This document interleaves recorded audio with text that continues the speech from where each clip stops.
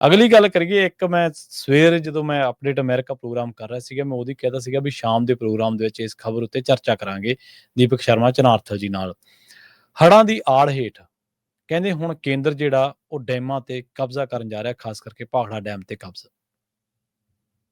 ਪ੍ਰਵੀਨ ਜੀ, ਜਦੋਂ ਹਰਿਆਣੇ ਨਾਲ ਗਰਮੀ ਦੇ ਕਹਿਰ ਦੇ ਦਿਨਾਂ ਦੇ ਵਿੱਚ ਉਹਨੇ ਆਪਣਾ ਪਾਣੀ ਦਾ ਕੋਟਾ ਪੂਰਾ ਵਰਤ ਲਿਆ ਸੀ, ਜੀ ਉਸ ਤੋਂ ਬਾਅਦ ਵਿਵਾਦ ਹੋਇਆ ਕਿ ਜੀ ਵੱਧ ਪਾਣੀ ਮੰਗਦਾ ਹੈ। ਮੁੱਖ ਮੰਤਰੀ ਸਾਹਿਬ ਕਹਿੰਦੇ ਪੀਣ ਵਾਲਾ ਪਾਣੀ ਤਾਂ ਅਸੀਂ ਦੇ ਰਹੇ ਹਾਂ, ਇਹ ਤਾਂ ਤੁਹਾਡੇ ਜਿੰਨਾ ਤੁਸੀਂ ਵਰਤ ਲਿਆ ਉਹ ਉੱਪਰ ਦਾ ਦੇ ਰਹੇ ਹਾਂ, ਇਹ ਸਦਭਾਵਨਾ ਦੇ ਰਹੇ ਹਾਂ, ਭਾਈਚਾਰਕ ਤੌਰ ਤੇ ਦੇ ਰਹੇ ਹਾਂ, ਇਹ ਤੋਂ ਜ਼ਿਆਦਾ ਨਹੀਂ। ਪਰ ਹਰਿਆਣਾ ਨਾਲ ਵੱਧ ਪਾਣੀ ਮੰਗ ਰਿਹਾ ਸੀ।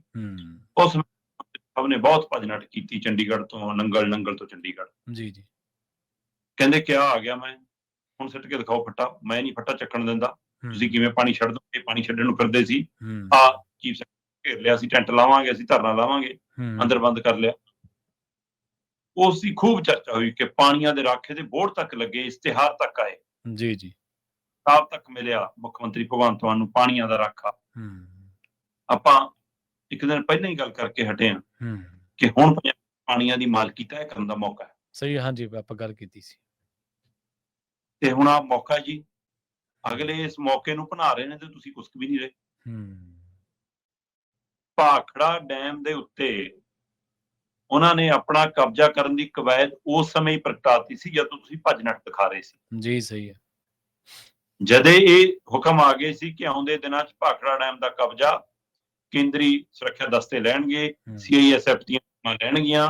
ਅਮਿਤ ਸ਼ਾਹ ਜੀ ਦਾ ਬਕਾਇਦਾ ਉਹਨਾਂ ਦੇ ਵਿਭਾਗ ਦਾ ਹੁਕਮ ਆ ਗਿਆ ਸੀ ਜੀ। ਉਸ ਤੋਂ ਬਾਅਦ ਤੁਸੀਂ ਇਜਲਾਸ ਦੇ ਵਿੱਚ ਮਤਾ ਲਿਆਂਦਾ, ਪੰਜਾਬ ਵਿਧਾਨ ਸਭਾ ਦੇ ਇਜਲਾਸ ਦੇ ਦੌਰਾਨ ਮਤਾ ਸਰਬਸੰਮਤੀ ਨਾਲ ਪਾਸ ਹੋਇਆ, ਪਰ ਬਿੱਲ ਕਿਉਂ ਨਹੀਂ ਲਿਆਂਦਾ? ਕੀ ਮਜਬੂਰੀ ਕੀਤਾ?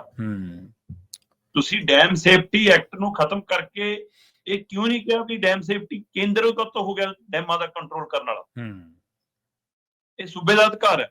ਜੀ ਤੁਸੀਂ ਹਿਮਾਚਲ ਨੂੰ ਕਿਉਂ ਨਹੀਂ ਪੁੱਛਿਆ ਕਿ ਭਾਈ ਆ ਜਾ, ਆਪਣੇ ਡੈਮਾਂ ਤੇ ਕਬਜ਼ਾ ਹੋ ਰਿਹਾ ਜੀ? ਤੁਸੀਂ ਹਰਿਆਣਾ ਨੂੰ ਕਿਉਂ ਨਹੀਂ ਕਿਹਾ ਕਿ ਵੰਡ ਆਪਣੇ ਹਿਸਾਬ ਨਾਲ ਤੈਅ ਹੋਈ ਆ ਜਾ ਭਾਈ? ਇਹਨਾਂ ਤਿੰਨਾਂ ਹੀ ਸੂਬਿਆਂ ਨੂੰ ਪੁੱਛ ਕੇ ਤਾਂ ਦੇਖਦੇ। ਜਿਹੜਾ ਨਾ ਕਰਦਾ ਲੋਕ ਆਪ ਫੈਸਲਾ ਕਰ ਲੈਂਦੇ ਕਿਹੜਾ ਕੇਂਦਰ ਦੀ ਝੋਲੀ ਹੈ, ਕਿਹੜਾ ਸੂਬਿਆਂ ਦੀ ਝੋਲੀ ਹੈ। ਸਹੀ। ਪਰ ਤੁਸੀਂ ਨਹੀਂ ਪੁੱਛ ਕੇ ਤੁਸੀਂ ਮਤਾ ਪਾਸ ਕੀਤਾ। ਮਤਾ ਪਾਸ ਕਰਨਾ ਇੱਕ ਭਾਵਨਾ ਦਾ ਪ੍ਰਗਟਾਵਾ ਕਰਨ ਤੋਂ ਵੱਧ ਕੁਝ ਨਹੀਂ ਹੁੰਦਾ। ਤੁਸੀਂ ਬਿੱਲ ਪਾਸ ਕਰਦੇ, ਬਿੱਲ ਰਾਜਪਾਲ ਕੋਲ ਪਿਆ ਰਹਿੰਦਾ, ਰਾਸ਼ਟਰਪਤੀ ਕੋਲ ਪਿਆ ਰਹਿੰਦਾ, ਤੁਸੀਂ ਕਹਿਣ ਜੋਗੇ ਹੁੰਦੇ ਕਿ ਅਸੀਂ ਤਾਂ ਕਾਨੂੰਨ ਬਣਾਉਣ ਜਾ ਰਹੇ ਹਾਂ, ਕੇਂਦਰ ਰੋਕਦਾ ਹੈ। ਹੁਣ ਤੁਸੀਂ ਕੀ ਬਲੇਮ ਕਰੋਗੇ ਕੇਂਦਰ ਨੂੰ? ਤੁਸੀਂ ਤਾਂ ਮਤਾ ਪਾਸ ਕੀਤਾ। ਫਿਰ ਕੇਂਦਰੀ ਟੀਮਾਂ ਨੰਗਲ ਆਉਂਦੀਆਂ ਜੀ, ਉਹ ਆਪਣੇ CISF ਦੇ ਜਿਹੜੇ ਮੁਲਾਜ਼ਮ ਉਹਨਾਂ ਨੇ ਭੇਜਣੇ ਨੇ, ਜਵਾਨ ਭੇਜਣੇ ਨੇ, ਉਹਨਾਂ ਦੇ ਲਈ ਟਿਕਾਣੇ ਲੱਭਦੇ ਨੇ। ਨੰਗਲ ਟਾਊਨਸ਼ਿਪ ਦੇ ਵਿੱਚ ਪੁਰਾਣੇ ਬਣੇ ਕੁਆਟਰ ਨੇ ਜਿਹੜੇ ਮਤਲਬ ਕਿ ਖਾਲੀ ਹਾਲਤ 'ਚ ਨੇ, ਨੰਗਲ ਲਗਭਗ ਖਾਲੀ ਹੁੰਦਾ ਜਾ ਰਿਹਾ ਉਸ ਸਥਿਤੀ ਦੇ ਵਿੱਚ, ਹੈ ਨਾ।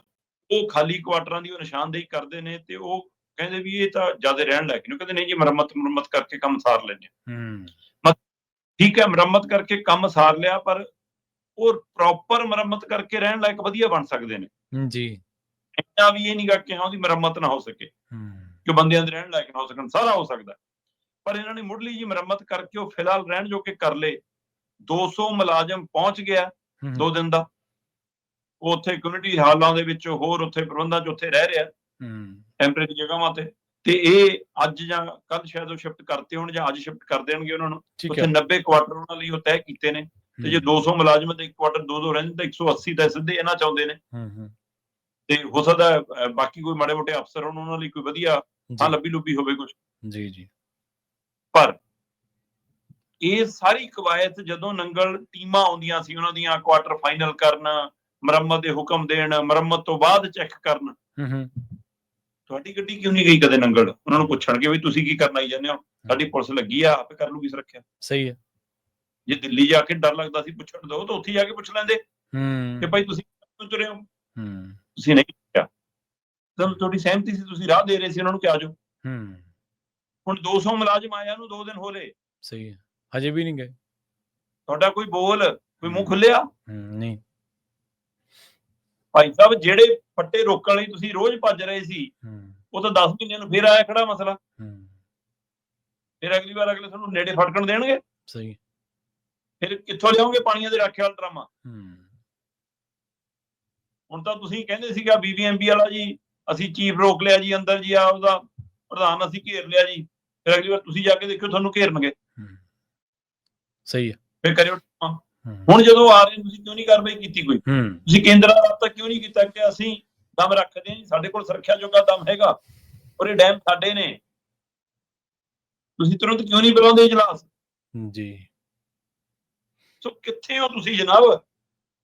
ਤਾਮਿਲਨਾਡੂ ਗਏ, ਇਟਲੀ ਡੋਸਾ ਖਾਧਾ, ਉਹਨਾਂ ਦੀ ਮਹਿਮਾਨਨਾਜ਼ੀ ਦੀ ਤਾਰੀਫ ਕੀਤੀ, ਤੁਸੀਂ ਉੱਥੇ ਬਿਆਨ ਕਿਉਂ ਨਹੀਂ ਦਿੱਤਾ ਕਿ ਤਾਮਿਲਨਾਡੂ ਦੇ ਜਿਹੜਾ ਮੁੱਖ ਮੰਤਰੀ ਆ ਉਹਨੂੰ ਸਟਾਲਿਨ ਨੇ ਉਹਨਾਂ ਨੂੰ ਕਿਉਂ ਨਹੀਂ ਕਿਹਾ ਕਿ ਬਈ ਤੁਸੀਂ ਜਿਵੇਂ ਖੁਦ ਮੁਖਤਿਆਰੀ ਲਈ ਲੜ ਰਹੇ ਹੋ ਸੂਬਿਆਂ ਦੀ, ਅਸੀਂ ਵੀ ਉਹਦੇ ਨਾਲ ਜੂਝ ਰਹੇ, ਆਓ ਮਿਲ ਕੇ ਲੜੀਏ? ਤੁਸੀਂ ਉਹਨਾਂ ਦੇ ਸਟੇਜ ਤੋਂ ਕਿਤੋਂ ਵੀ ਗੱਲ ਕੀਤੀ ਕਿ ਤੁਹਾਡੀ ਜੋ ਭਾਸ਼ਾ ਨੂੰ ਲੈ ਕੇ ਪਹਿਰੇਦਾਰੀ ਆ, ਹੈਨਾ, ਜੋ ਆਪਣੇ ਖਿੱਤੇ ਨੂੰ ਲੈ ਕੇ ਆ, ਜੋ ਆਪਣੀ ਬੋਲੀ ਨੂੰ ਲੈ ਕੇ ਆ, ਜੋ ਆਪਣੇ ਸੂਬੇ ਦੇ ਹੱਕ ਹਕੂਕਾਂ ਨੂੰ ਲੈ ਕੇ ਆ, ਤੁਸੀਂ ਉੱਥੇ ਕਿਤੇ ਕੋਈ ਬੋਲ ਸਾਂਝਾ ਕੀਤਾ ਕਿ ਆਪਾਂ ਇਹ ਲੜਾਈ ਲੜਾਂਗੇ? ਨਹੀਂ, ਕਿਉਂਕਿ ਤੁਸੀਂ ਜੇ ਉੱਥੇ ਬੋਲਦੇ ਉਹ ਨੈਸ਼ਨਲ ਖਬਰ ਬਣਦੀ। ਤੁਸੀਂ ਨਹੀਂ ਚਾਹੁੰਦੇ ਤੁਹਾਡੀ ਖਬਰ ਦਾ ਸਰਲੇਖ ਮੋਦੀ ਅਮਿਤ ਸ਼ਾਹ ਦੇ ਮੇਜ਼ ਤੇ ਜਾਵੇ, ਤੁਸੀਂ ਨਹੀਂ ਬੋਲਦੇ ਜੀ ਜੀ। ਤੁਸੀਂ ਹੁਣ 200 ਉਹਨਾਂ ਦੇ ਆਏ ਹੋਏ ਮੁਲਾਜ਼ਮਾਂ ਤੇ ਵੀ ਨਹੀਂ ਬੋਲਦੇ। ਹੋਰ ਛੱਡੋ, ਜਿਹੜੇ ਅਧਿਕਾਰੀਆਂ ਨੂੰ ਉਹ ਕੁਆਟਰ ਪਸੰਦ ਨਹੀਂ ਆ ਰਹੇ, ਉਹਨਾਂ ਅਧਿਕਾਰੀਆਂ ਨੇ ਜਿੱਥੇ ਭਾਖੜਾ ਡੈਮ ਹੈ, ਜਿਹੜਾ ਭਾਖੜਾ ਪਿੰਡ ਹੈ, ਉੱਥੇ ਜਾ ਕੇ ਨਿਸ਼ਾਨਦੇਹੀ ਕੀਤੀ ਹੈ ਜ਼ਮੀਨ ਦੀ। ਠੀਕ ਹੈ, ਨਵੇਂ ਫਲੈਟ ਪੰਜਾਬ ਤੇ ਹਿਮਾਚਲ ਦੀ ਹੱਦ ਤੇ ਜ਼ਮੀਨ ਦੀ ਨਿਸ਼ਾਨਦੇਹੀ ਕੀਤੀ ਹੈ ਕਿ ਨਵੀਂ ਕਲੋਨੀ ਬਣਾਵਾਂਗੇ ਇੱਥੇ ਇਹਨਾਂ ਦੀ। ਮਤਲਬ ਪੱਕਾ ਕੰਮ ਹੀ ਹੋ ਜਾਊਗਾ। ਪਾਣੀਆਂ ਦੇ ਰੱਖਿਓ, ਜਾਗੋ ਜੀ। ਇਹ ਸਿਆਸੀ ਡਰਾਮੇ ਘਾਟ ਦੀ ਹਾਂਡੀ ਬਾਰ-ਬਾਰ ਨਹੀਂ ਚੜਨੀ। ਤੁਸੀਂ ਦਿੱਲੀ ਦੀ ਝੋਲੀ ਪੈ ਚੁੱਕੇ ਹੋ। ਨਾ ਉਹ ਬੜੇ ਟਾਇਰਾਂ ਵਾਲਾ ਪ੍ਰਤਾਪ ਬਾਜਵਾ ਇੱਧਰ ਨੂੰ ਆਵੇ ਕਿ ਨੰਗਲੇ ਆ ਜਾਵੇ, ਉਹ ਆ ਕੇ ਰੌਲਾ ਪਾ ਲਵੇ। ਨਾ ਕਾਂਗਰਸ ਲੱਭੇ, ਨਾ ਸੁਖਬੀਰ ਬਾਦਲ ਨੂੰ ਤਰਨਤਾਰਨ ਦੀ ਜਿਮਨੀ ਚੋਣ ਦੀ ਜ਼ਿਆਦਾ ਪਈ ਆ, ਉੱਥੇ ਰੈਲੀਆਂ ਕਰਦੇ ਫਿਰਦੇ ਨੇ। ਆ ਜਾਓ, ਪਾਪਾ ਜੀ ਨੇ ਸਾਰਾ ਕੁਝ ਕੀਤਾ, ਬਾਦਲ ਸਾਹਿਬ ਨੇ ਸਾਰਾ ਕੁਝ ਕੀਤਾ, ਤੁਸੀਂ ਕਰ ਲਓ ਆ ਕੇ। ਸੋ ਨਾ ਕਾਂਗਰਸ, ਨਾ ਇਹ ਲੱਭਣ ਮਤਲਬ ਕਿ ਆਮ ਆਦਮੀ ਪਾਰਟੀ ਵਾਲੇ, ਸਰਕਾਰ ਵਾਲੇ, ਨਾ ਅਕਾਲੀ, ਤੇ ਜਿਹੜੇ ਕੈਂਪ ਲਾ ਕੇ ਕਹਿੰਦੇ ਸੀ ਅਸੀਂ ਪੰਜਾਬ ਬਚਾਉਣਾ ਮੋਦੀ ਦੀਆਂ ਸਕੀਮਾਂ, ਤੇ ਕਿੱਥੇ ਆ BJP? ਹੜਾਂ 'ਚ ਦਿਖਾ ਦਿਓ ਮੈਨੂੰ ਕਿਤੇ ਦਿਖਦੀ ਹੋਵੇ। ਜੀ ਜੀ। ਹੁਣ ਲਾ ਲੈਂਦੇ ਹੜਾਂ 'ਚ ਕੈਂਪ, ਹੁਣ ਮੋਦੀ ਦੀਆਂ ਸਕੀਮਾਂ ਰਾਹੀਂ ਬਚਾ ਲੈਂਦੇ ਪੰਜਾਬ ਨੂੰ। ਹੁਣ ਨਹੀਂ ਆਇਆ ਕੋਈ ਪਜਾਮਾ ਮੋਢੇ ਤੇ ਟੰਗ ਕੇ ਕਿ ਹਾਂ ਮੈਂ ਜਾਣਾ ਪਾਣੀ 'ਚ, ਲੋਕਾਂ ਨੂੰ ਮੈਂ ਕੱਢ ਕੇ ਲਿਆਉਣਾ। ਜੀ ਜੀ, ਸਹੀ ਹੈ, ਬਿਲਕੁਲ। ਤੋ ਇਸ ਤੇ ਕੋਈ ਕਿਸੇ ਨੂੰ ਪੰਜਾਬ ਤੋਂ ਲਾਗਾ ਦੇਗਾ ਨਹੀਂ, ਕਿਸੇ ਨੂੰ ਪੰਜਾਬ ਤੋਂ ਫਿਕਰ ਨਹੀਂ, ਸਿਰਫ ਤੇ ਸਿਰਫ ਸਿਆਸੀ ਰੋਟੀਆਂ ਸੇਕਦੇ ਨੇ।